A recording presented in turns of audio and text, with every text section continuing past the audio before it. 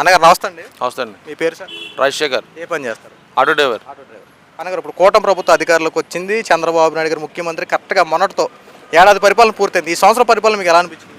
మా ఆటో డ్రైవర్లకి అయితే ఒరిగిందంటే ఏమీ లేదు. మాకు ఇంక రేపు ఆగస్టు 15 నుంచి ఫ్రీ బస్ పెడతా అంటున్నారు. మేము ఇప్పటికే ర్యాపిడోలని వాలాలని కిరాయిలని అలా బాధలు పడుతున్నాం. ఆటో మెయింటెనెన్స్ మొత్తం బాగా పెరిగిపోయింది. డీజిల్ రేట్లు అన్నీ పెరిగినాయి.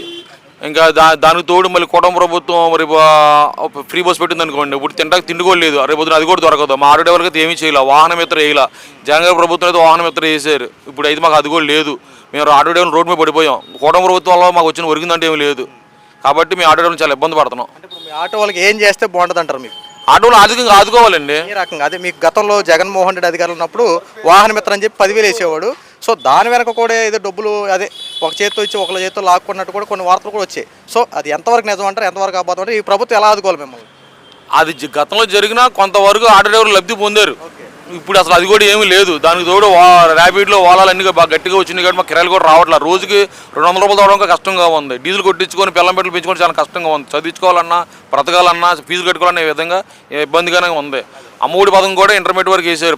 రీఎంబర్స్మెంట్లు డిగ్రీ వాళ్ళకి, పీజీ వాళ్ళకి కూడా వేయాలి కాలేజీలకి. అది కూడా చేస్తే కొంచెం ఏమైనా ఆర్థిక పరంగా ఇబ్బంది పడకుండా ఉంటాం మేము.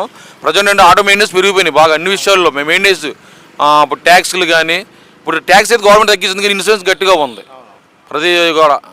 కొద్దిగా తగ్గిస్తా ఉంటే కొద్దిగా మీకు బాగుంటుంది.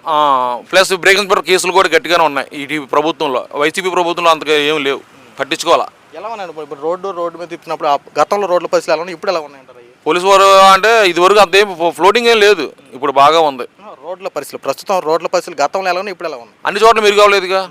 ఎక్కడ అభివృద్ధి, ఎక్కడ గట్టిగా లీడర్ ఎమ్మెల్యే ఉన్న దగ్గర అభివృద్ధి చేసుకున్నారు తప్ప అన్ని చోట్ల ఇబ్బందిగానే ఉంది.